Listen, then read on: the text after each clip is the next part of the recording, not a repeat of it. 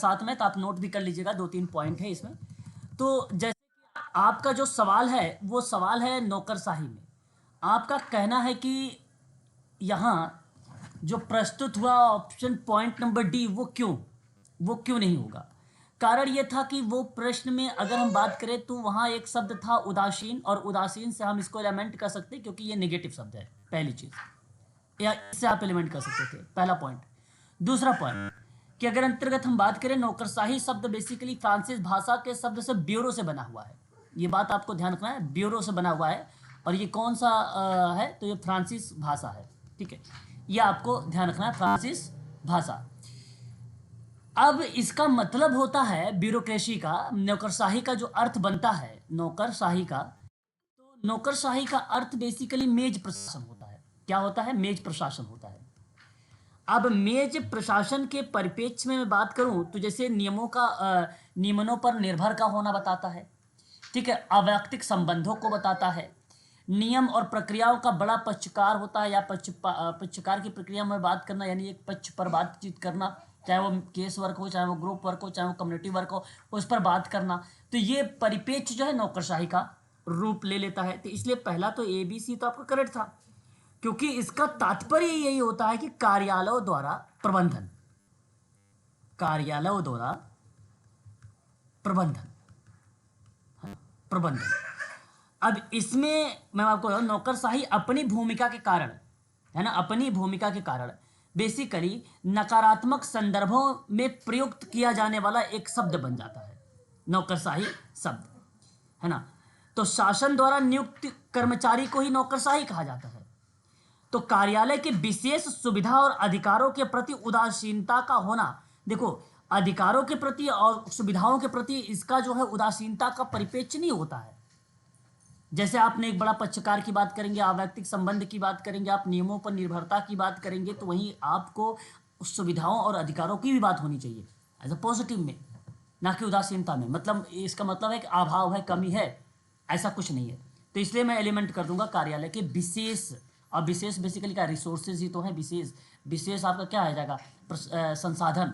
ठीक है, और ये सब हमेशा पॉजिटिव में आते हैं, हमेशा संसाधन हो, उपकरण हो, तकनीक हो, ठीक है, और रिसोर्सेज के साथ संसाधन, और आप ये भी कह सकते हो सुविधा हो, अधिकार हो, नियम हो, ये सब पॉजिटिव शब्द होते हैं नौकरशाही में। इनको कभी एलिमेंट नहीं किया जा सकता है। ठीक है, इनकी यहीं से पहचान होती है कि ये नौकरशाही शब्द है, इन्हीं से जो है इसकी आइडेंटिफाई होती है। उदासीनता, उदासीनता का अर्थ होता है सर एक प्रकार से, जैसे सिंपल आप क्या कह सकते हो कि कोई ऐसी क्रिया हुई हो जहां आपको नेगेटिव पक्ष में, उदासीनता का तात्पर्य ये होता है कि वो कार्य बड़ी मंद गति से है, आप ऐसा भी दर्शा सकते हैं उदासीनता, है ना। अब आप सिंपल सी बात है, देखिए उदासीनता को कभी हम थोड़ी कहेंगे कि भाई मान ली कोई भावना है वो कमी को, तो भावनाएं कमी के रूप में कभी भी नहीं आ सकती। ठीक है, कभी भावनाएं कमी के रूप, अब जब भावनाएं कमी के रूप में आएगी तो आप समझ जाइए कि वहाँ पे अवसाद है, कोई डिजीज है ना, कोई नशीली चीज़ें हैं जो गलत इस्तेमाल हो रही हैं, तो उसको उदासीनता के रूप में रखा जाता है ना। तो चिकित्सकीय देखभाल में ये ज़्यादातर यूज़ होता है उदासीनता का शब्द, लेकिन नौकरशाही में यहाँ पे यूज किया तो इसका मतलब ये है गलत स्टेटमेंट। चलिए अब बढ़ते हैं आगे। तो ये था आपकी जो डाउट, मैंने आपके उन डाउटों को बात कर रहा था। अब बात करेंगे प्रश्न, और ये प्रश्न 2019 का है, और ये जून सोशल वर्क का क्वेश्चन पेपर है। DSSB की बात करें, या ESIC की बात करें, या एम्स मेडिकल सोशल वर्क की बात करें, UGC नेट की बात करें, उन सभी के लिए ये इंपॉर्टेंट है, क्योंकि ये सोशल वर्क का प्रश्न पत्र है ना, ये सोशल वर्क का प्रश्न पत्र है। और बड़ा आसान सा पहला ही सवाल कि किस वर्ष लंदन में चैरिटी ऑर्गेनाइजेशन सोसाइटी की स्थापना की गई थी। 4 ऑप्शन आपके सामने, जरा बताइए। 1869। देखिए किसी महान भाव ने 1899 भी जवाब दे दिया है मुझे, है ना। ठीक है, ऑप्शन आपका यहाँ पे जो जाने वाला है वो 1869 है भैया, यूके का। और 1877 कहाँ की है बताइए? USA की है, अमेरिका। हाँ बुफेलो, बिल्कुल सही जवाब। ठीक है, तो यहाँ आपका जो स्टेटमेंट जाने वाला है वह ऑप्शन आपका पहला करेक्ट माना जाएगा, ऑप्शन पहला आपका करेक्ट माना जाएगा। तो ये यूके का प्रश्न हमसे पूछा कहा गया था, यूके का ही पूछा गया था। अच्छा, इसकी स्थापना में अगर मैं आप लोगों से बात करता हूँ चैरिटी ऑर्गेनाइजेशन सोसाइटी की, तो आप क्या कहना उचित समझेंगे? बहुत बढ़िया जवाब आया भाई, बहुत बढ़िया जवाब आया है। यह सही स्टेटमेंट आपने दिया है मुझे। ठीक है, ठीक है। Charity organisation society UK. आप जब भी सवाल आपसे पूछा जाएगा तो इस चीज़ को आप लोग ध्यान रखिएगा। द चैरिटी ऑर्गेनाइजेशन सोसाइटीज का स्थापना 1869 में हुआ था। देखिए, हालांकि नाम हमें पता है, एक्टिविया हिल का नाम आता है, लेकिन साथ ही साल मैं आपको बताया है इससे पहले भी नाम, एक नाम, उसका नाम मैंने आप लोगों को पहले बता रखा है, गोसेट। हाँ, गेसल्स मिनट का नाम मैंने पहले बता रखा है। वो भी हमारे लिए नाम बहुत इम्पोर्टेंट है ना। और साथ ही साथ जैसे कि मैंने आप लोगों से जिक्र भी किया है दो ऐसे विद्वानों के बारे में, और मुझे उम्मीद है कि शायद आप लोग उनके बारे में जानते हैं। जैसे कि सबसे पहले नाम आपको पता है एक्टिविया हिल का नाम। एक नाम आता है, आपने नाम सुना होगा, हेलन, है ना। एक नाम आता है एक्टिविया हिल के साथ साथ किसका नाम आता है? हेलन का भी नाम। हाँ, हेलन। देखो, एक नाम अगर हम बात करें बुफेलो वाले में, तो बुफेलो वाले में किसका नाम आता है? एल्बर। हाँ, एल्बर, जो है एल्बर फेल्ड का, और हमप्रीट गुटविन गुटरिन का भी नाम हमें देखने को मिलता है। ठीक है, तो ये नाम गुटरिन का नाम जो मिलता है वो कहाँ पर मिलता है, ये चीज़ भी आप लोगों को ध्यान रखना होगा। और एलन का नाम और एक्टिविया हिल का नाम और गेसलमेंट का नाम, ये चैरिटी ऑर्गेनाइजेशन सोसाइटी जो है यूके में मिलता है। ठीक है, इतनी बात आप लोगों को जो है यहाँ पर ध्यान में रखना होगा।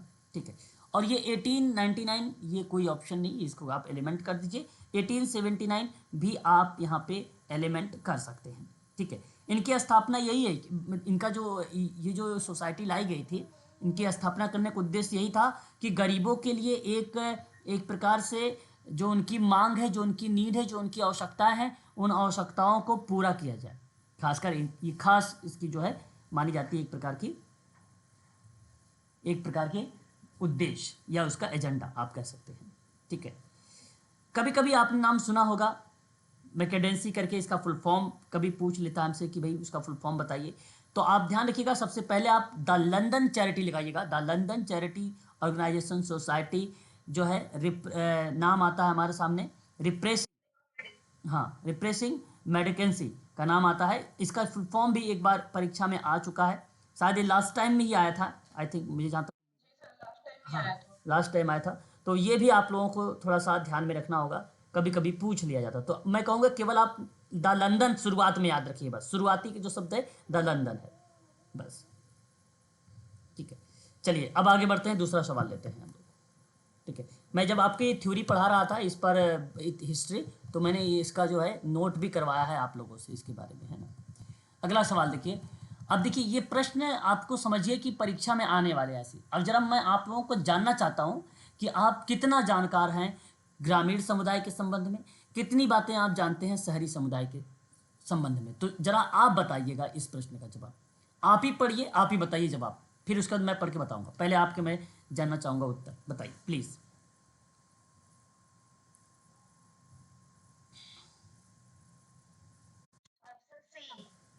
चलो ठीक है, ऑप्शन सी, यानी यहाँ पर ये वाला ऑप्शन आपने चुना। ओके, ठीक है, और चलो पढ़िएगा बहुत अच्छे से, क्योंकि मैंने दिया है एक सवाल केवल आपको करने के लिए, 2 नंबर का सवाल दिया है बस। नीचे कूट भी है, इस चीज़ को ध्यान रखिएगा। जरूरी नहीं केवल ऑप्शन सी ही हो सकता है और भी ऑप्शन इसमें से मैच हो सकते हैं, और भी कूट।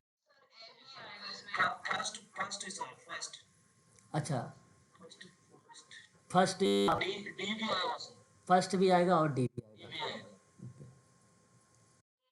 ए और डी, ठीक है भाई, ए और डी भी दिया गया है ऑप्शन में, और आपने सी भी यहाँ पर दिया है किसी बच्चे ने, बस। चलो अब मैं बताता हूँ। अब मेरी बातों को बहुत ध्यान से समझिएगा, ऐसे प्रश्न आपके परीक्षा में मिलेंगे। आपको अगर इस तरीके का सवाल करना है तो आपको क्या करना चाहिए? सबसे पहली बात, ग्रामीण समुदाय के बारे में पूरी इंफॉर्मेशन होनी चाहिए आप लोगों के पास। अब देखिए, लिखा भी है कि ग्रामीण समुदाय में प्राथमिक संपर्कों की प्रधानता प्रदर्शित होती है। देखिए अगर मैं बात करूं प्राथमिक संपर्कों को लेकर प्रधानता की बात कर रहा है, तो प्रायोरिटी दी जाती है ग्रामीण समुदाय में, है ना। तो अगर आप भली भांति तरीके से, अगर मैं आपसे चर्चा करूं ग्रामीण समुदाय और शहरी समुदाय में अंतर, तो ये बात आप खास कर ध्यान रखिएगा। प्राथमिक संपर्क की प्रक्रिया में अगर मैं जिक्र करूंगा तो तय है कि वो ग्रामीण समुदाय को रिलेट कराएगा, इसमें कोई दो राय नहीं। इसका अंतर में ये पहली पॉइंट जो आपको यहाँ पर मेंशन किया गया है ये करेक्ट अभी तक जा रहा है। दूसरा कहा कि शहरी समुदायों को गौड़ संपर्क की विशेषता कही जाती है। बिल्कुल, देखिए अगर मैं आपसे ग्रामीण समुदाय की बात करूंगा तो वो प्राथमिक के नाम से जानी जाती है। द्वितीयक समुदाय की अगर हम लोग बात करें तो हम उसे गौड़ का भी नाम देते हैं और उसे हम शहरी समुदाय का नाम भी देते हैं। तो ये पहला स्टेटमेंट आपका करेक्ट माना जाएगा, इसमें कोई दो राय नहीं है ना। दूसरी बात देखो, अगर मैं बात करूं शहरी क्षेत्रों में तो कस्बे जैसे क्षेत्र शामिल है, गांव में गांव और बस्तियां जैसी चीज़ें शामिल है। शहरी क्षेत्र में जनसंख्या जो होती है बहुत अधिक होती है, इसमें एक निर्मित वातावरण की विशेषता पाई जाती है शहरी में। लेकिन गांव में ना, ग्रामीण क्षेत्रों में जो है बाहरी इलाके जो है स्थित होते हैं, ठीक है, ठीक है। और जो शहर है उस शहर में अगर हम बात करें तो जीवन जो है तेजी से घटित होता है, लेकिन गांव में अगर हम बात करें जीवन बहुत सरल और आरामदायक होता है गांव में। अब फिर बात करते हैं दूसरे पॉइंट में, शहरी समुदाय में व्यक्ति के दर्जे का निर्धारण प्रदत्त यानी इंस्क्रिप्शंस मुख्य सिद्धांत है, जबकि ग्रामीण समुदाय में उपलब्धि है, ठीक है। देखिए यहाँ अगर हम बात करें, ऐसे क्षेत्रों में सामाजिकता की स्तर जो है अत्यधिक गहन होता है, ना कि प्रदत्त। देखो एक्वायर का पार्ट अगर हम बात करेंगे तो ग्रामीण, यहाँ उल्टा पुल्टा कर दिया है, ठीक है। तो प्रदत्त यानी डाटा अगर कलेक्शन की बात करते हैं तो मुख्य प्रिंसिपल्स आपका गांव से है, ग्रामीण से है, ठीक है। और ग्रामीण शहर में जो होता है वो उपलब्धि का पार्ट होता है। कई लोग प्लान करते हैं शहरों की तरफ में, तो इसलिए ये उल्टा कर दिया है, इसलिए मैं इसको कहूँगा एलिमेंट कर दीजिए। शहरी समुदाय में अगर हम बात करते हैं तो समूह के संगत, देखिए समूह के संगत बनाने की प्रवृत्ति में अनौपचारिक सामाजिक नियंत्रण अधिक प्रभावी होता है, जबकि ग्रामीण समुदाय में यह कम औपचारिक सामाजिक नियंत्रण पर अधिक प्रभावी होता है।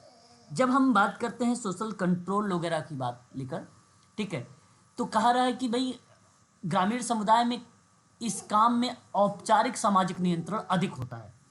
देखिए सामाजिक नियंत्रण का यानी अगर फॉर्मल सोशल कंट्रोल की बात करते हैं तो ये जैसे कि शहरी क्षेत्र में आता है, ग्रामीण क्षेत्र में नहीं आता है, ठीक है। अब आप सोच भी सकते हो इसके भली भांति तरीके से कि जहाँ भाई मान लीजिए 1,50,000 से अधिक आबादी वाला क्षेत्र है, शहरी क्षेत्र है, तो उसके अंतर्गत हम बात करते हैं और वो प्रक्रियाएं नियंत्रित होती हैं तो अनौपचारिक तरीके से नियंत्रित होती हैं, तो वो अनौपचारिक बनेगा आपका गाँव में, ठीक है। मैं आपसे कहूँगा यहाँ पर भी उल्टा कर दिया है। देखिए यहाँ संगत बनाने की प्रवर्तनीय क्षेत्र में अनौपचारिक सामाजिक नियंत्रण अधिक प्रभावी होता है, अनौपचारिक तरीके से, और ये प्रक्रिया आपकी गांव में होगी ना कि शहर में होगी। और फिर औपचारिक सामाजिक नियंत्रण मतलब एक प्रकार से फॉर्मल तरीके से मानदंड रूल रेगुलेशन के तरीके से यूज़ हो रहा है, तो वो शहर में होता है ना कि गाँव में होता है, ठीक है। तो मैं आपसे कहूँगा कि यहाँ पर भी उल्टा कर दिया है, ठीक है। तो ये भी आपका एलिमेंट गलत हो जाएगा स्टेटमेंट। हमसे पूछा है कि भाई ग्रामीण और शहरी समुदाय के बीच में अंतर का सही विषय में चयन करिए। ग्रामीण समुदाय की तुलना में शहरी समुदाय में सामाजिक अनुकूलता की अधिक होती है। देखिए ये बड़ा आसान सा है और ये भी इजी है, यानी ये करेक्ट है।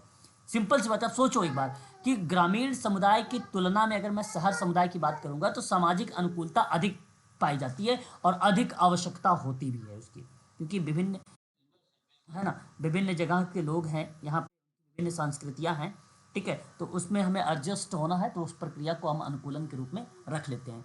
तो सही जवाब यहाँ पर जो आप में से किसी बच्चे ने ए और डी का, तो ए और D is the right answer होगा, बाकी सारे ऑप्शन गलत होंगे।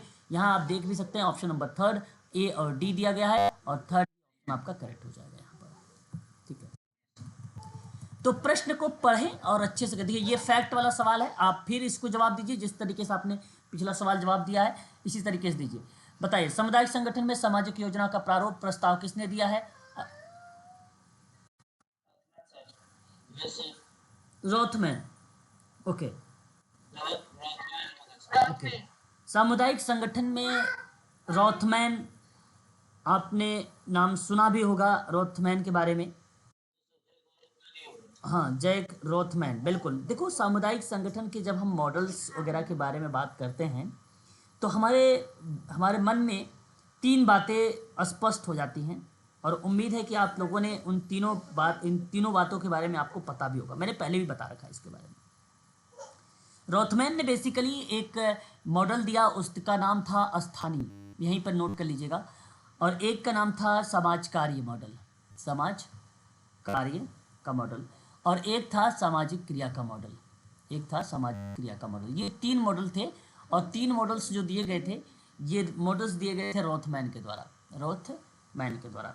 ठीक है, एसोसिएशन के 3 मॉडल्स इसको माने भी जाते हैं। ठीक है, तो जैसे कि अगर मैं आपसे जब बात करता हूँ स्थानीय को लेकर, तो वहाँ लोकतांत्रिक प्रक्रिया आती है, सहयोग आता है, स्वयं सहायता आता है, स्थानीय नेतृत्व आते हैं, उद्देश्य आते हैं। तो ये 5 एकल आवश्यक तत्व हैं जो बेसिकली प्रभावशाली भागीदारी के लिए बहुत ही आवश्यक बन जाता है ना। स्थानीय लोगों की क्षमता और स्थानीय लोगों की भागीदारी के स्तर को वृद्धि करने के संबंध में होता है। ठीक है, तो वह परिप्रेक्ष्य क्या होता है, आपका स्थानीय मॉडल को दर्शाता है। सामाजिक कार्य का जो मॉडल है, तकनीकी और प्रक्रिया को मंजूरी देता है। सामाजिक कार्यशाला मॉडल बेसिकली अर्थशास्त्री और नियंत्रक परिवर्तन पर केंद्रित आधारित है, इसलिए इसको कार्य योजना का मॉडल भी बोला जाता है। तो कार्य क्रिया में अगर हम बात करते हैं, तो इसी प्रक्रिया को कार्य योजना का प्रारूप बोला जाता है। और कार्य योजना का प्रारूप में जैक रोथमैन का नाम आता है। ऑप्शन आपने जो जवाब दिया है, बी वाला ऑप्शन, और ये करेक्ट जवाब है। ये समस्या समाधान की प्रक्रिया के एक उद्देश्य से किया जाता है, सामाजिक योजना का प्रारूप। ठीक है, तो यहाँ पे करेक्ट जवाब ऑप्शन नंबर आपका बी करेक्ट होगा। फैक्ट वाला सवाल था, और ये दूसरा मॉडल के अंतर्गत आता है, उसी का नाम है ये। देखिए, अब अगला सवाल अगर हम बात करते हैं तो ये भी हमारे सामने इंपॉर्टेंट है। लिंकर्ट स्केल है। लिंकर्ट स्केल की संरचना के संबंध में क्या स्टेटमेंट आपका सही नहीं है, ये आपको ढूंढना है। इसमें से कौन सा गलत है? लिंकर्ट स्केल,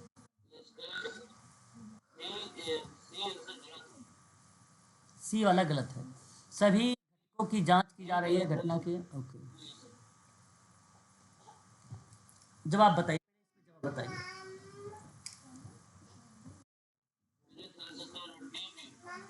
लिंकट इसके लक्ष्य की संवेदना की गहन मापन, नहीं, ये तो सत्य है सर। हाँ, गलत में ढूंढना, गलत।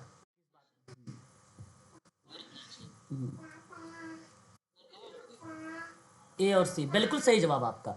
यहाँ पे देखिए, सभी घटकों का एक विषय वस्तु का संबंध होना, और ये बात लिंकट स्केल है। सभी कंपोनेंट जो होते हैं एक ही विषय वस्तु के रूप में संबंधित होते हैं, और ये बात सही है, लिंकट स्केल है। और लिंकट स्केल का लक्ष्य जो है संवेदनाओं की गहनता से माप करता है, ये भी दैट इज राइट है। अब घटक प्रश्न के रूप में ही होने चाहिए, ये ऐसा कहना उचित नहीं होता है, ये गलत है। कि जरूरी नहीं आप ये अगर प्रश्न के रूप में होगा तो प्रश्नावली का पार्ट बन जाता है बेसिकली, और ये यूज़ नहीं होता है।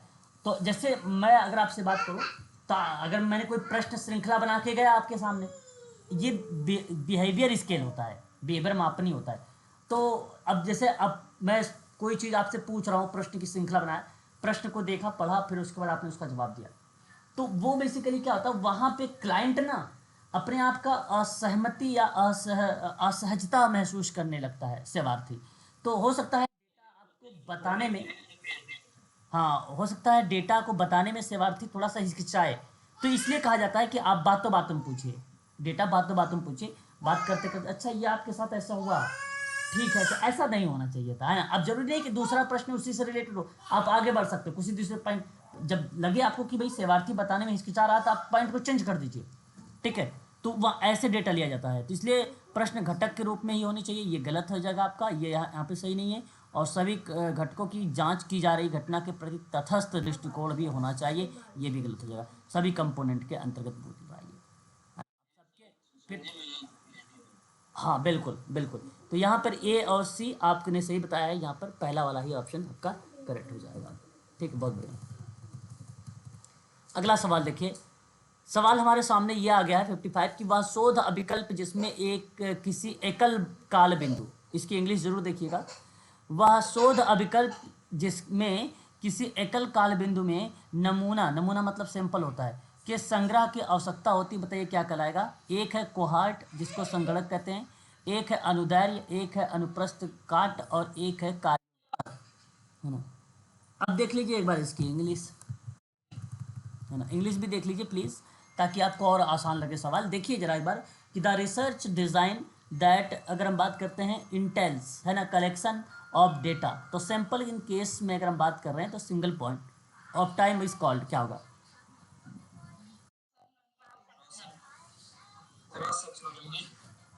ओके,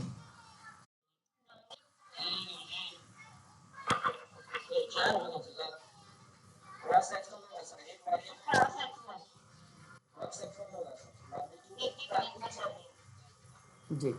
देखिए क्रॉस सेक्शनल, बिल्कुल अनुप्रस्थ काट, क्या बोलते हैं इसको? अनुप्रस्थ। अब इसको थोड़ा सा समझ लीजिए, मेरी बात ध्यान समझिएगा। देखिए, यदि अनुप्रस्थ काट में सभी कोशिकाएं एक समान ऊंचाई में दिखाई देने लगती हैं, या आप ऐसे कह लीजिए कि कुछ एक ऐसी प्रक्रियाएं जो एक अवस्था के रूप में रिप्रेजेंट हो रही हो, एक एक स्टेज के रूप में रिप्रेजेंट हो रही हो, तो इस संबंध में हम उसे कहते हैं क्रॉस सेक्शनल। इसने कहा कि एकल काल बिंदु में सैंपल के संग्रह की आवश्यकता होती। एकल काल बिंदु में आप डिज़ाइन बना रहे हो और उस डिज़ाइन के दौरान कोई मतलब अभिकल्प आप बना रहे हो। अभिकल्प में दो ही, देखिए यहाँ तो आपका पॉइंट पहला और फोर्थ तो कट गया था। अभिकल्प में दो ही बात आती है, एक तो अनुदैर्य आएगा, एक अनुप्रस्थ आएगा। लेकिन जब हम बात करते हैं एक से अधिक वाली प्रक्रिया में, मोर देन वाली प्रक्रिया में, तो उस मोर देन की प्रक्रिया में अनुदैर्य होता है। और अगर हम बात करते हैं एकल पॉइंट में, तो वो क्रॉस सेक्शनल होता है। ये पहली बात आपको यहाँ पर ध्यान रखना होगा। लेकिन हमारे सामने एक शब्द ऐसा भी है जो कि ये भी सवाल बनाता ही है। कोहर्ट एक ऐसा शब्द है, मुझे उम्मीद है कि आप लोग शायद इसके बारे में जानते भी हैं। कोहर्ट, कोहर्ट एक सिंपल शब्दों में अगर मैं आप लोगों से बात करूं, मतलब एक आप कह लीजिए कि जत्था। जत्था मतलब जैसे अगर मैं कोहर्ट, उसे भी बोलते हैं हम लोग, बोलते हैं जो अ, रोम की एक सेना का अगर दल है, उसे भी कोहर्ट ही कहा जाता है ना, उसको भी कोहर्ट भी कहा जाता है। ठीक है, सहकर्मी के रूप में रखते हैं हम कोहर्ट को। कोहर्ट सब कोई मान लीजिए जनसांख्यिकी अध्ययन की प्रक्रिया अगर कहीं पूछेगा पेपर में, आपसे क्या पूछेगा? जनसांख्यिकी की प्रक्रिया अगर पूछेगा, तो उस प्रक्रिया में कोहर्ट शब्द का यूज होता है। अभिकल्प में लॉन्गिट्यूजनल का यूज होता है, क्रॉस सेक्शनल का यूज होता है। इसमें अगर हम बात करते हैं तो मोर देन नंबर्स आते हैं। इसमें आप एकल पॉइंट को दर्शा सकते हैं, यानी ये यूनिट के रूप में एक केस को दर्शा सकते हैं क्रॉस सेक्शनल में। ठीक है, मैं उम्मीद करता हूँ कि पहला, दूसरा, तीसरा पॉइंट आप लोग शायद समझ गए होंगे। अगर नहीं समझ में आया है तो आप मुझे फिर से बताइए, मैं फिर से आप लोगों को बता दूंगा इसके बारे में। बिल्कुल। देखो, इनमें अगर मैं आपसे बात करूँ सिंपल शब्दों में, आपको ध्यान रखना है, ज़्यादा आप इस पर प्रेशर ना डालें। जब कभी जन समाज कार्य में जनसांख्यिकी के डेटा को कलेक्शन की बात करेगा, तो वो कोहर्ट एक स्टडी होता है, कोहर्ट एक अध्ययन होता है, तो हम उसको वहाँ पे यूज करते हैं जनसांख्यिकी में। जब मैं कभी डिज़ाइन की बात करता हूँ, तो डिज़ाइन में मैंने किसी एक एक केस वर्क में, मतलब आपका मैं डेटा कलेक्ट कर रहा हूँ, तो वो क्रॉस सेक्शनल होगा, अनुप्रस्थ होगा।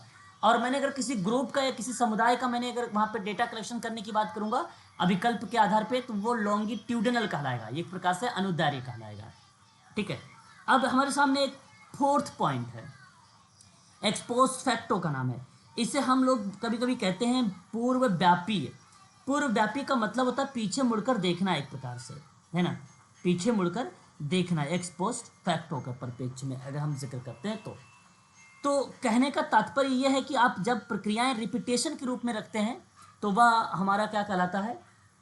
एक्स पोस्ट फैक्टो कहलाता है। ठीक है, थोड़ा सा वेट करिएगा आप लोग। हाँ, हेलो सर जी, तो है, ठीक है, ये एक्स पोस्ट फैक्टो है। ठीक, तो इस चीज़ को आप ध्यान रखिएगा। यहाँ पे सही जवाब ऑप्शन नंबर अगर हम बात करेंगे तो थर्ड ऑप्शन आपका करेक्ट रहेगा, यानी तीसरा ऑप्शन। एक बार इसको हिंदी में भी आप लोग यहाँ पर समझ सकते हैं। थर्ड और सेकंड में, अरे भाई देखो, यहाँ पे एकल काल बिंदु है, ठीक है, और एकल काल बिंदु ना समझ में आए तो केस समझना चाहिए हमें। English, simple as simples of cases at a single point. हम एक डेटा पर बात कर रहे हैं, एक व्यक्ति पर बात कर रहे हैं, तो लॉन्गिट्यूडनल है। मैं अगर सिंगल की बजाय मोर देन कर दूं और पॉइंट्स लेने की बात कर दूं और डेटा लेने की बात कर दूं, तो बताइए क्या पार्ट आएगा? एकल पॉइंट आपका लॉन्गिट्यूडनली, एकल पॉइंट जो होता है आपका क्रॉस। हाँ, और अगर मोर देन की बात करूंगा तो फिर क्या आ जाएगा, यहाँ पे मैंने लिखा है लॉन्गिट्यूडनल। बस यही समझना है। अभी भी समझ नहीं आया? समझ में आया कि नहीं, बोलो यस या नो। ठीक है, अगला सवाल देखिए, अपने मन से आप लोग करेंगे अब ये सवाल। राष्ट्रीय जनसंख्या नीति 2000 का उद्देश्य नहीं है भाई, अगर आप यहाँ पे पता होना चाहिए कि राष्ट्रीय जनसंख्या नीति का उद्देश्य क्या है। राष्ट्रीय जनसंख्या नीति 2000 का उद्देश्य क्या है, प्लीज।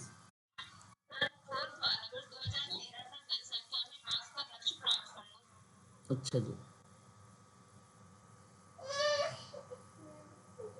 चलो मैं बताता हूँ, आप ध्यान सुनिए।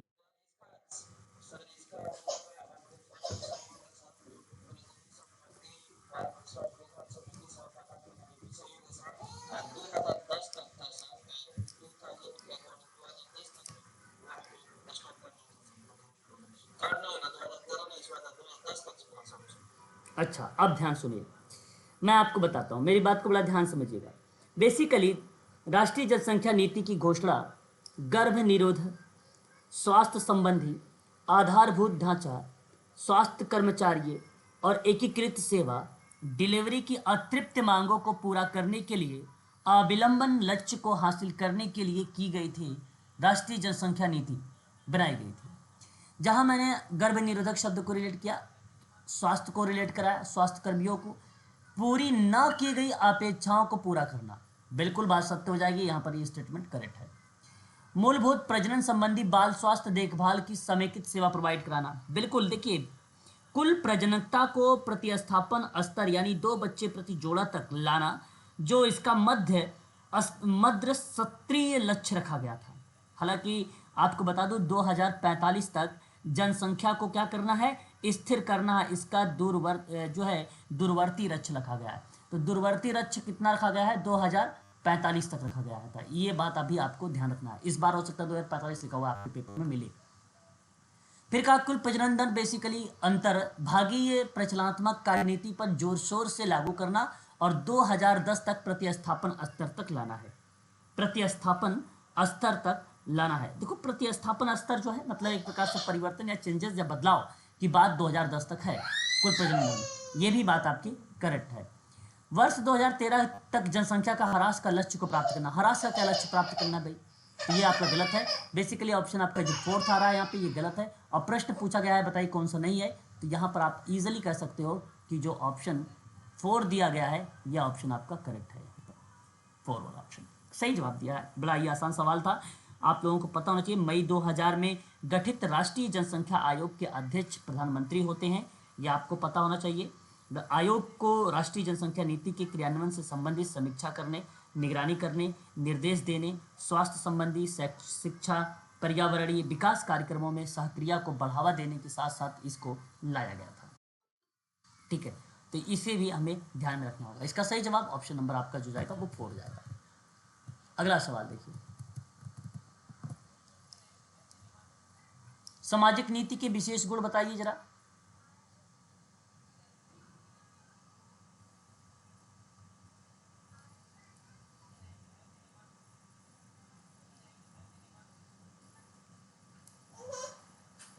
प्लीज।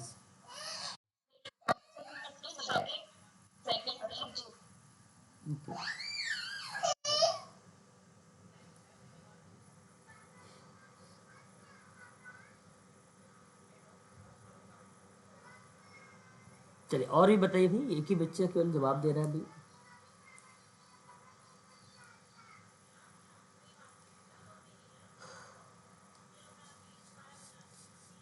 देखिए, यह भावी लक्ष्य को और भावी कार्यविधियों के बारे में युक्ति संगत निर्णय पर ध्यान देता है। इसको सरोकार वितरणकारी और पुनः वितरणकारी के स्वरूप में होता है। बिल्कुल, ये विशिष्ट गुण है। ठीक है, गुण तो सारे हैं, ऐसा नहीं कि इसमें कोई पर्टिकुलर अलग अलग शब्द दिया गया है। जैसे दिशा निर्देश सिद्धांतों पर बल देना, ये भी एक प्रकार से क्वालिटी है। सरकार को किसी विशेष कार्यविधि की दिशा प्रदान करना, मूलभूत संरचनात्मक परिवर्तन लाने में सक्षम होना, सारे पॉइंट्स हैं। परंतु यहाँ जो मेन बिंदु है वो आपका पॉइंट सेकंड है, यानी क्वेश्चन नंबर जो हमारे सामने ये दिया गया है, इसका सही जवाब जो होगा ऑप्शन नंबर सेकंड होगा, बी। सामाजिक नीति का विशेष गुण जो है सरोकार, वितरणकारी और पुनः वितरणकारी के स्वरूप से होता है। कितने लोग जानते हो वितरणकारी? क्योंकि वितरणकारी से स्पष्ट होगा। अब ये वितरणकारी ना समझ में आए तो इंग्लिश देखो। जो आपको हिंदी ना समझ में आए, सबसे आसान सा तरीका है इंग्लिश देखने का, है ना। चलिए बताइए जरा एक बार।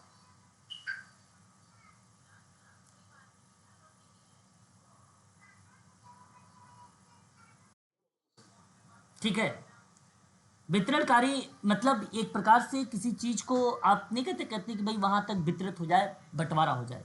मतलब किसी वस्तु अथवा सेवा को बांटने की क्रिया में अगर हम सोशल पॉलिसी की बात करते हैं तो वह बेसिकली वितरणकारी होता है। आप उसे रीडिस्ट्रीब्यूशनल भी या रीडिस्ट्रीब्यूटिव भी आप बोल सकते हो, है ना।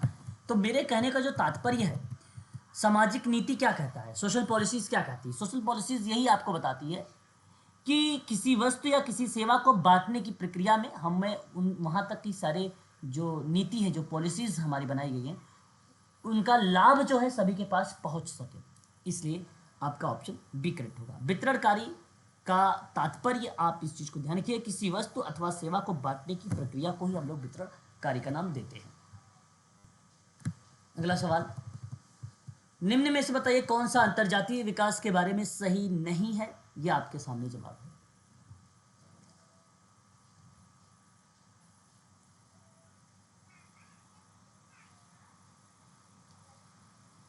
प्लीज बताएं।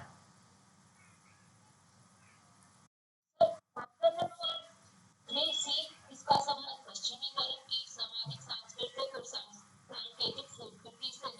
ओके, चलिए एक बार आप लोग इसको इंग्लिश भी देख लेंगे तो और अच्छा रहेगा आप सबको लेके।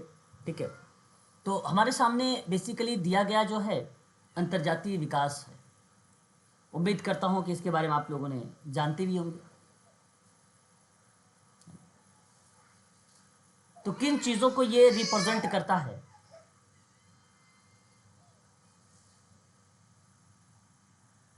मैं बताता हूँ, ध्यान सुनिए। अंतर्जात जो विकास होता है, बता रहा है ना। प्रश्न इज नॉट ट्रू। ओके जी, अब देखिए तो सही। बेसिकली प्रश्न जो बता रहा है आपसे अंतर्जात विकास, अब मैं जो चीज़ें बताऊंगा उसको ढूंढने का प्रयास करिएगा।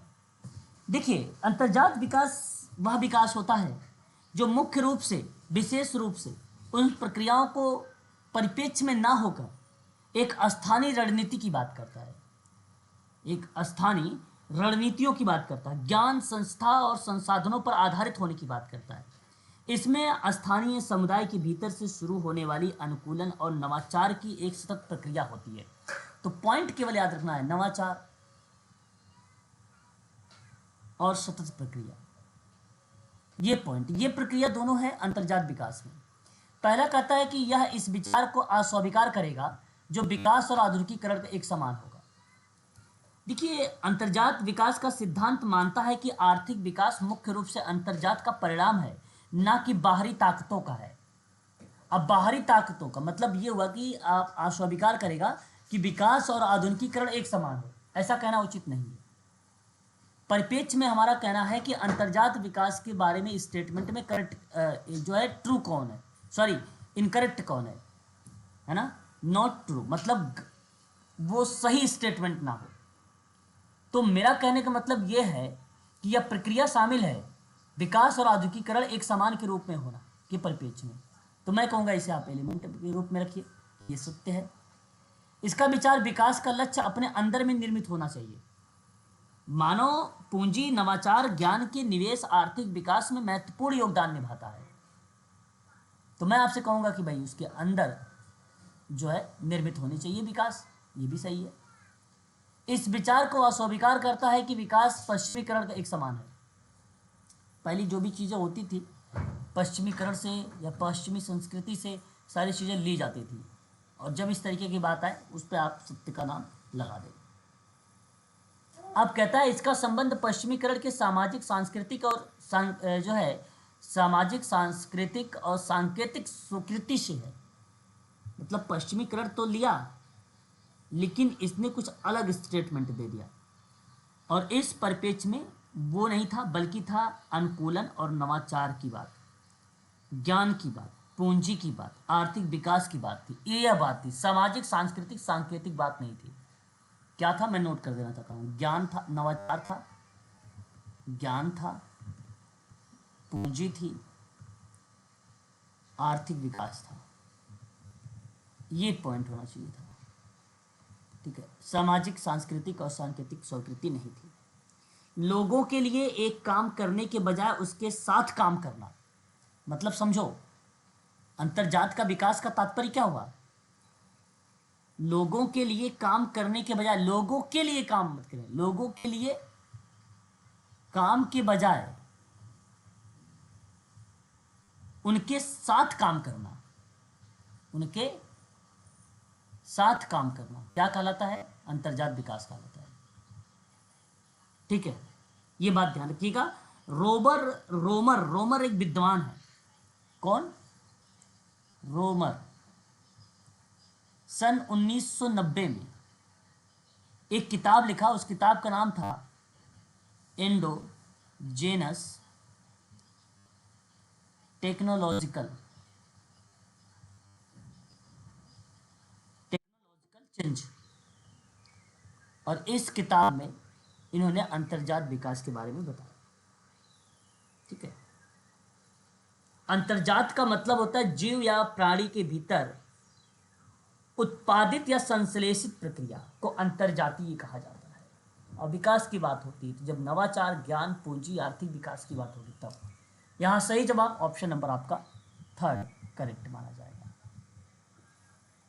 ठीक है, थर्ड आपका सही रहेगा। अगला सवाल बड़ा अच्छा सवाल है, मुझे पता है आपको मालूम भी होगा। गेटेड कम्युनिटी का प्रतीक किसे माना जाता है? गेटेड कम्युनिटी,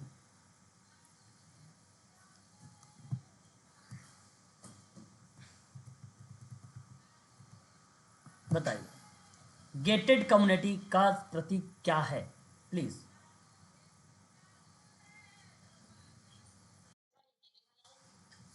ओके,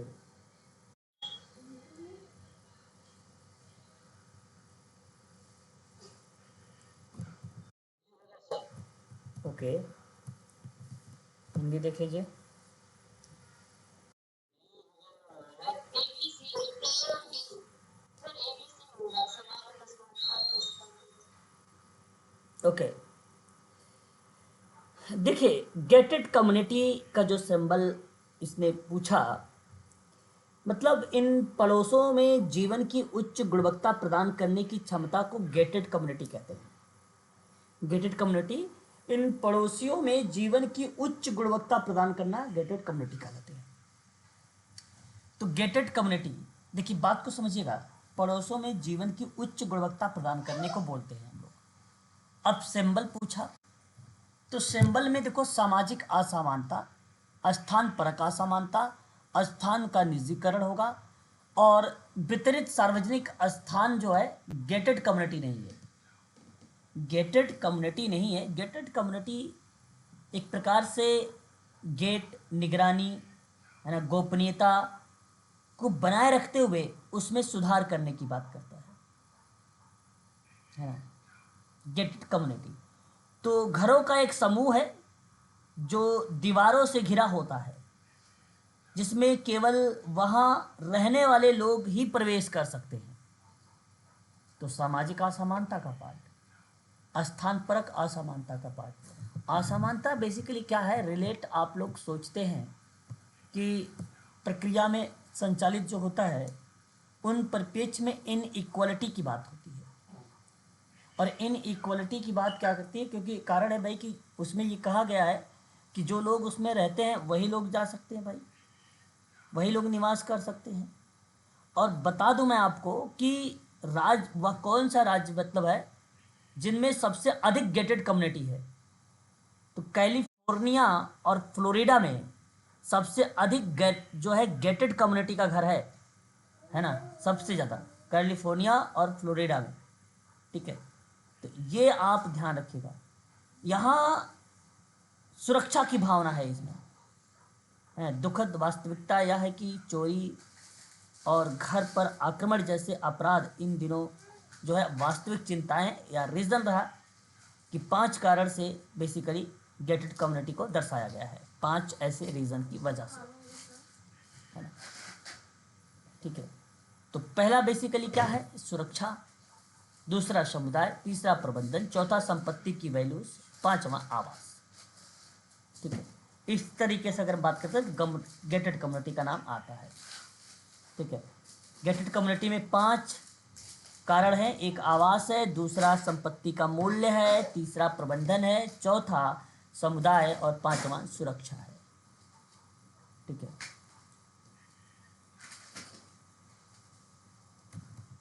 तो जवाब में अगर हम बात करेंगे आप लोगों से तो ऑप्शन क्या होना चाहिए, ए बी सी आपका सही है। गेटेड गेटेड कम्युनिटी में समुदाय, सुरक्षा, ठीक है, प्रबंधन, संपत्ति का मूल्य और आवास, ठीक है, ये 5। आगे देखिए, बहुत आसान सवाल। यह किसकी अभिधारणा है कि शक्ति उत्पादक और संबंधात्मक होती है, लोग संस्थाओं और समुदायों के बीच जटिल आचरण के जाल में अपने शक्ति का निर्माण करते हैं। मिशेल्स फूको की एक कथन है कि शक्ति उत्पादन और संबंधात्मक होती है, जो लोग संस्थाओं और समुदाय के बीच जटिल आचरण के जाल से अपनी शक्ति का निर्माण करते हैं, वो मिशेल्स फूको है। ऑप्शन आपका पहला सही है।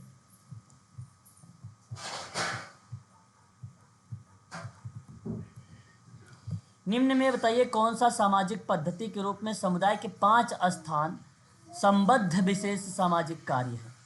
अच्छा, ये देखो फैक्ट वाला सवाल है, सामाजिक पद्धति के समुदाय के 5 स्थान संबद्ध विशेष समाज कार्य दिए गए हैं।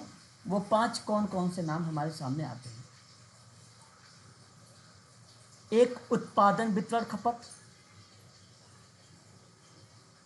सामाजिकरण, सामाजिक नियंत्रण, सामाजिक भागीदारी और पारस्परिक सहायता, रेसिप्रोकल।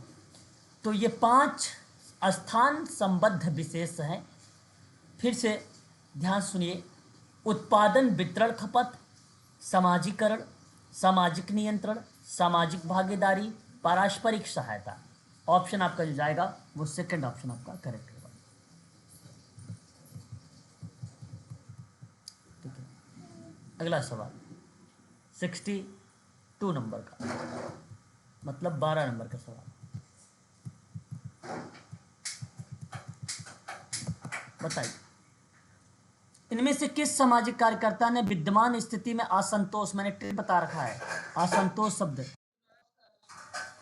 के आधार पर सामुदायिक संगठन के सिद्धांत का समुच्चय का प्रस्ताव है। सही, मुर्रे जी रोज। मैंने पहले भी आपको बता रखा है, इसके 13 सिद्धांत है। इन 13 सिद्धांत में असंतोष एक ऐसा कीवर्ड है, कम्युनिटी ऑर्गेनाइजेशन में पढ़ाया है, उस कीवर्ड को ध्यान रखिएगा। जैसे ही विद्यमान स्थिति में असंतोष का आधार पूछा जाए कि ये सिद्धांत किसका है, 13 सिद्धांत जो है मुर्रे जी रोज का है, 28 सिद्धांत डेनहम का है, 8 सिद्धांत सिद्दीकी का है, पीटर बोल्डोक की बात करते हैं अगर हम लोग तो ये रणनीति में आते हैं, कम्युनिटी ऑर्गेनाइजेशन की रणनीति में। बाकी ऊपर के 3 आपके आते हैं सिद्धांत में, जिनमें से इस प्रश्न का जवाब ऑप्शन नंबर आपका ए है। आसान सवाल था, फैक्ट पर आधारित था ये सवाल। ठीक है, अगला सवाल देखिए, अभी हाल ही में आप लोगों ने बात किया था, किसी बच्चे ने मेरे से ये बोला भी था, प्राधान्य की अवधारणा और बुद्धिजीवियों की भूमिका का आविष्कार किसने किया है। पाउलो फ्रेरे, मार्गरेट और एंजेला डेविड और अंटोनियो ग्रास्मिकी। बिल्कुल सही जवाब।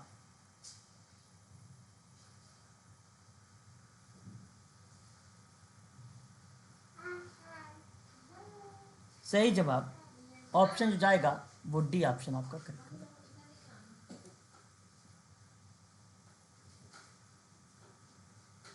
डी ऑप्शन करेक्ट होगा।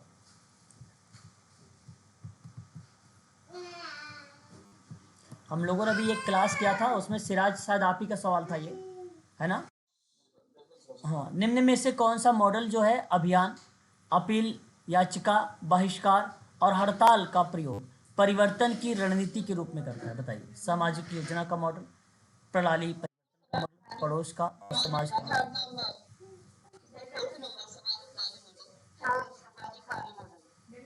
ओके,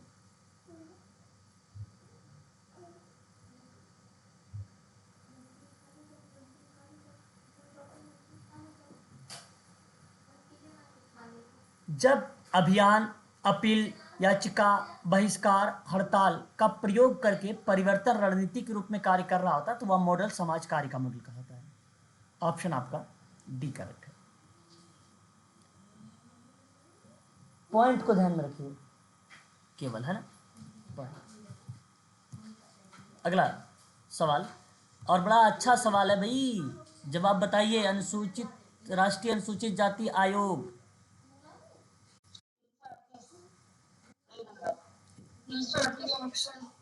बहुत बढ़िया, बहुत बढ़िया, बहुत बढ़िया। अनुच्छेद 338 जो जवाब आया है वो करेक्ट जवाब है, और मैं आपसे कहूँगा इसे आप याद भी रखेंगे। अनुसूचित जातियों और अनुसूचित जनजातियों के लिए विशेष अधिकारी की नियुक्ति की व्यवस्था के अंतर्गत यह जो है जिक्र किया गया है 338 में, है ना? 338 का ऑप्शन अगर हम बात करते हैं तो एक पॉइंट और आता है और वो आता है ए। तो 338 का ए क्या है, वो आपसे क्या कहता है? आपको पता होना चाहिए कि वर्तमान में प्रभावी किसी कानून या सरकार के किसी अन्य आदेश के अंतर्गत अनुसूचित जनजाति को प्रदान की गई सुरक्षा है। ठीक है, तो ये बेसिकली क्या है? अनुसूचित जनजाति को सुरक्षा का प्रावधान है। ठीक है, ये बात आप ध्यान रखिएगा। क्लियर है? उसके बाद हमारे सामने एक अनुच्छेद आता है 340, कहता है कि सामाजिक और शिक्षा के क्षेत्र में, किसके संबंध में? समाज प्लस शिक्षा के संबंध में पिछड़े वर्गों के लिए आयोग बनाने का उल्लेख किया गया है। रूप से पिछड़ा या पिछड़े वर्गों के लिए आयोग।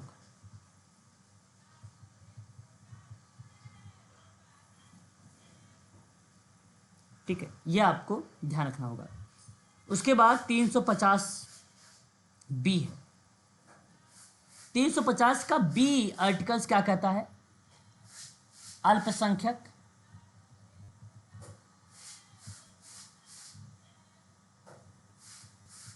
अल्पसंख्यक के लिए विशेष अधिकारी की नियुक्ति।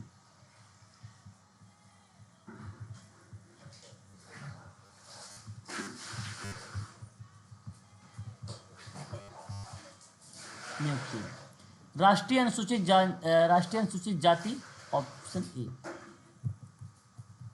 ठीक है, निम्नलिखित में से बताइए विधायी लिखतों को उसके अधिनियम के सही कालक्रम अनुसार में आपको दर्शाना है। तो यहां अगर मैं बात करता हूं आपसे सिविल अधिकार संरक्षण अधिनियम, ठीक है, देखिए पहले तो ये अनुसूचित जाति अनुसूचित जनजाति अत्याचार निवारण अधिनियम 1976 होगा। फिर सिविल अधिकार संरक्षण अधिनियम 1955 होगा, और फिर उसके बाद आपका अस्पृश्यता अधिनियम कब का?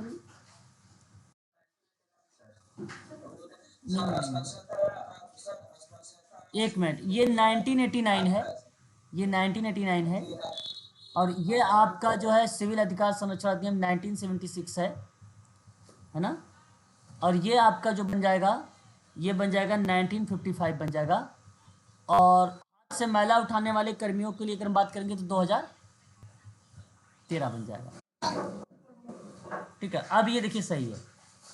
जरा लगाइए एक बार क्रम में, कौन सा क्रम दिया, आरोही या अवरोही। अच्छा, इसमें कोई क्रम नहीं दिया है, इसमें आपको क्रम में लगाना है। तो सबसे पहले आप क्या लगाओगे, पहले आप बी लगाओगे 1955। ठीक है, पहले आपने 1955 लगाया, फिर उसके बाद 1976, फिर उसके बाद बिल्कुल सही बात, फिर 2013। अब इस हिसाब से देखिए जरा ऑप्शन कौन सा है। हाँ, सेकंड आया है ना सिराज, ऑप्शन सेकंड सही है।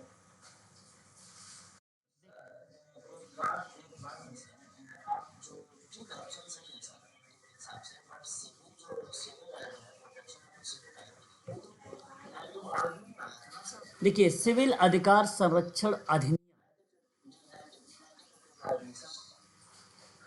देखिए मैं आपको बताता हूँ यहाँ सर, सिविल अधिकार संरक्षण अधिनियम बेसिकली जब बात होती है इसके संबंध में, तो इसका सही जवाब 1976 होगा। हालांकि यह अधिनियम या इस कानून, जो ये कानून है नागरिक अधिकार संरक्षण अधिनियम 1955 का ही है, जो अस्पृश्यता अर्थात छुआछूत के आचरण करने को दंड देने का प्रावधान बताता है। बात सही है, गलत नहीं है।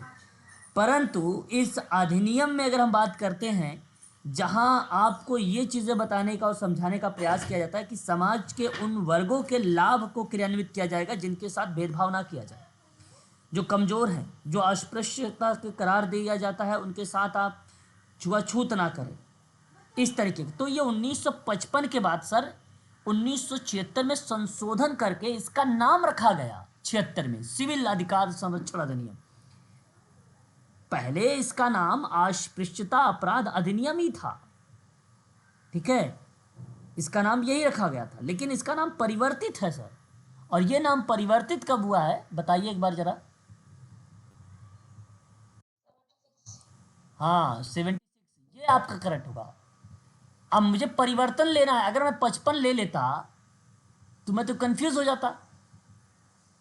एनटीए ने देने का तात्पर्य यही था उसका कि ये देखो, जब भी कोई अधिनियम वगैरह आता है ना, पिछला कौन सा परिवर्तन है, इस सवाल के आधार पे हमें उसको प्राथमिकता दी जानी चाहिए, हमें उसकी प्राथमिकता देनी पड़ती है। पिछला जो सवाल था, मतलब पिछले वर्ष में कौन सा संशोधन हुआ है, कौन सा ईयर था, है ना, हमें उस पर फोकस करना पड़ता है।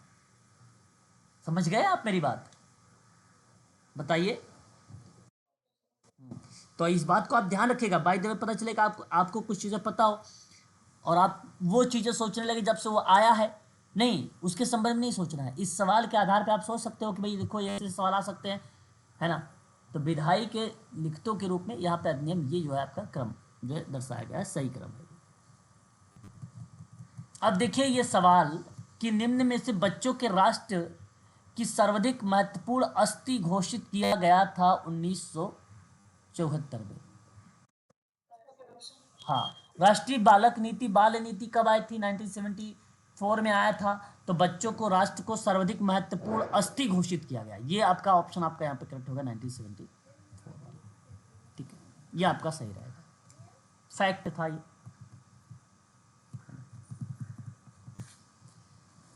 राष्ट्रीय हरित अधिकरण के बारे में बताइए, सही नहीं है।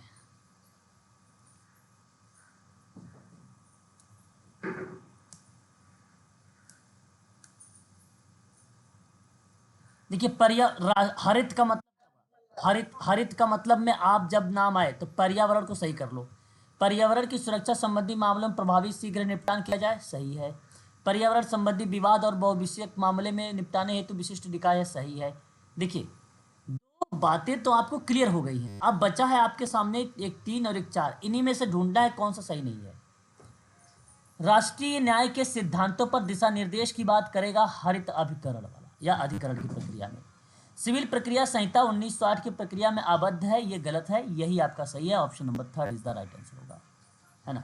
तो यहाँ जो जवाब जाने वाला है वो ऑप्शन आपका 3 सही माना जाएगा। आसान सा सवाल था, केवल आप एक कीवर्ड को पकड़ो, माइंड पे रखो और उसी पे काम करना शुरू कर दो फटाफट।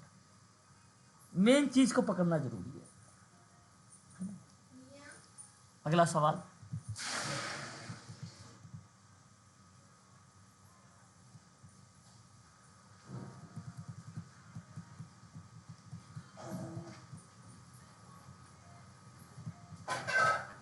बताइए, प्राधिकरण को पारंपरिक, करिश्माई तथा तर्कसंगत विधेयक के रूप में वर्गीकृत किया गया है।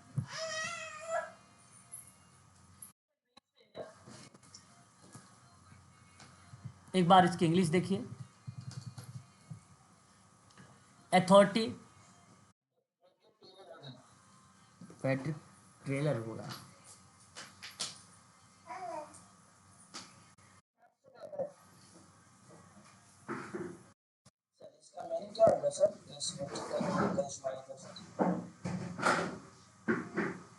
बता रहे हैं।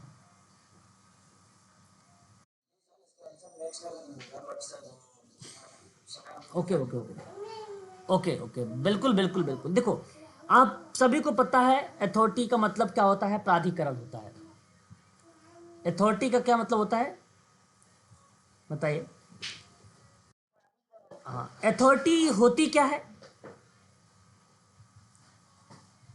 अधिकार। अथॉरिटी क्या होता है? अधिकार होता है। मतलब ये है कि हाँ, जैसे मैं अगर आपसे कहूँ कि किसी गुट या संस्थान या किसी विशेष या कोई विषय या कोई क्षेत्र में निर्णय लेने के लिए, तो निर्णायक कार्य करने की एक ऐसी क्षमता को कहते हैं जो किसी राज्य द्वारा प्रदान की जाती है। तो मान लीजिए कोई राज्य प्रदान कर रहा है, कोई केंद्र सरकार प्रदान कर रहा है, तो वह प्रक्रिया हमारे सामने क्या आ जाती है? एक प्रकार से अथॉरिटी आ जाती है। अथॉरिटी में बेसिकली शब्द है ट्रेडिशनल, और ट्रेडिशनल को हम लोग क्या बोलते हैं? एक प्रकार से ट्रेडिशनल को हम लोग कहते हैं पारंपरिक कहते हैं, है ना। पारंपरिक एक ऐसी प्रक्रिया है, और कहने का तात्पर्य होता है कोई कार्य हो तो परंपरागत तरीके से हो तो सबसे बढ़िया है, ट्रेडिशनल तरीके से हो तो सबसे बढ़िया हो। तो व्यवहार करने या कुछ करने के तरीके पर आधारित अगर है कोई कार्य, है ना, व्यवहार करने पर या किसी चीज को करने पर आधारित है, तो वो बेसिकली ट्रेडिशनल है ना। फिर सुनिए, व्यवहार करने या कुछ करने के तरीके पर आधारित या जो लंबे समय से विशेष समूह या परिवार या समाज आदि के लोगों के द्वारा उपयोग किया जा रहा हो, एक निश्चित समूह की परंपरा पर लागू है या पालन हो रहा है, तो वो ट्रेडिशनल है। आप लोग कहते हैं ना, हम लोग जब पुराने तरीके से पढ़ते हैं, स्टेप बाय स्टेप पढ़ते हैं, तो उसको हम लोग क्या कहते हैं? हम लोग कहते हैं ट्रेडिशनल मेथड होता है। वो कौन सा मेथड होता है? ट्रेडिशनल मेथड होता है ना, उसको बोला जाता है। और वहीं एक बात हमारे सामने आता है किसी करिश्माई शब्द को लेकर, है ना, तो इसे हम लोग कैरिज्मेटिक भी बोलते हैं, है ना। तो ये प्रक्रिया बेसिकली इस गुण से संबंधित होता है या किसी आकर्षण से संबंधित होता है, तो उन संबंधों में हम इसको जोड़ते हैं। तो करिश्माई व्यक्ति का अर्थ यहाँ पर रिप्रेजेंट होता है। एक व्यक्ति जिसके पास विशेष गुण होते हैं, तो जाहिर सी बात है करिश्माई वाला व्यक्तित्व है, जो अन्य लोगों को आकर्षित कर दे, प्रेरित कर दे, मोहित कर दे, तो करिश्माई शब्द रिलेट हो जाता है। अब ऐसे ही बेसिकली मैक्स वेबर के कुछ शब्दों में सामाजिक क्रिया शब्द हो गया, ट्रेडिशनल शब्द हो गया, अथॉरिटी शब्द हो गया, है ना, करिश्माई शब्द। करिश्माई जैसे अब आपने देखा होगा, एक कोई भी मूवी देखते थे, कोई फनी व्यक्ति होता है, जैसे जॉनी लीवर का आप लोग जानते होंगे, ब्रह्मानंद को आप लोग जानते होंगे, साउथ इंडियन एक एक्टर है, ठीक है। तो वो क्या काम करते हैं? वो एक ऐसा काम करते हैं कि लोगों को अपनी तरफ मोहित करने की बात करते हैं, लोगों को अपनी तरफ प्रेरित करने की बात करते हैं। एक प्रकार से हंसमुख वाली प्रक्रिया, हास्य वाली प्रक्रिया जो है वो लोग संचालित करते हैं, जहां आप लोगों का ध्यान क्या हो जाता है? एकत्रित हो जाने में। तो वह प्रक्रिया करिश्माई शब्द से है। यहां जो शब्द रिलेट कराया है उन्हीं शब्दों से रिलेट कराया गया है, आपको प्रेरित से लेकर आपको मोहित को लेकर, ठीक है। इन्हीं चीजों में ये शब्द जो है देखने को मिलता है, करिश्माई शब्द। और एक शब्द आता है रेशनल लीगल। जानते हैं ये शब्द किस चीजों को दर्शाया गया है?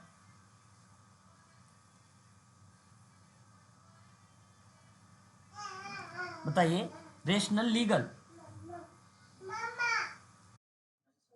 देखिए, ये भी रेशनल लीगल भी एक प्रकार के अथॉरिटी शब्द को ही रिलेट कराता है। हाँ, तर्क संगत विधि किसको हम लोग बोलते हैं, या तर्क संगत कानूनी प्राधिकरण हम लोग कहते हैं, तो कानूनी प्राधिकरण आधुनिक समाज का एक विशिष्ट विशेषता है सर। तर्क शक्ति की प्रक्रिया को प्रतिबंधित करती है, जो तर्क शक्ति है। अब देखिए, किस विद्वान ने तर्क शक्ति की प्रक्रिया के बारे में बताया? किस विद्वान ने प्राधिकरण को पारंपरिक बोला? किस विद्वान ने करिश्माई शब्द को बताया? तो 3 शब्द और तीनों के तीनों इंपॉर्टेंट। नाम किसका आ जाएगा? मैक्स वेबर का आ जाएगा। सही जवाब ऑप्शन नंबर आपका 3rd करेक्ट होगा। 3rd का सही जवाब होगा।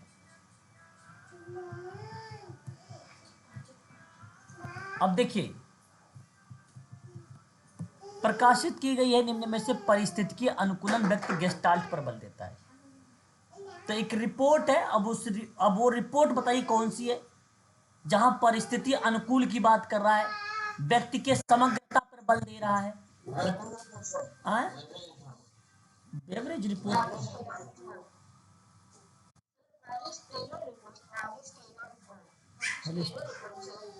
क्यों लेन कमेटी नहीं हो सकती है?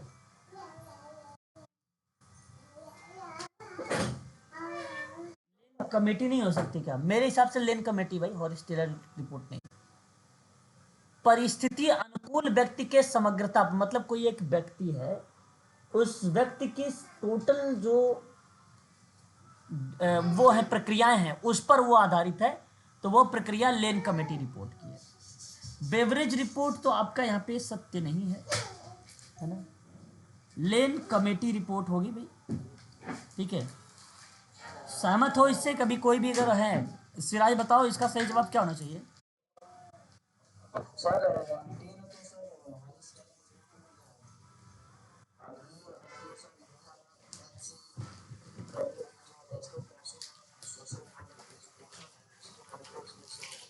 अच्छा, चलिए सर कोई बात नहीं। अभी इस पर हम लोग बात करेंगे नेक्स्ट वाली क्लास में, शाम की क्लास में, है ना, 7 बजे वाले में। हाँ, इस पे मैं थोड़ा सा इन सभी कमेटियों पर मैं आप लोगों से रिपोर्ट पर बातचीत करूंगा। ठीक है ना? ठीक है, ठीक है, सभी पर मैं बातचीत करूंगा इस पर। ठीक है, तो शाम के आज के लिए बस इतना ही रख लीजिए आप लोग। ठीक है।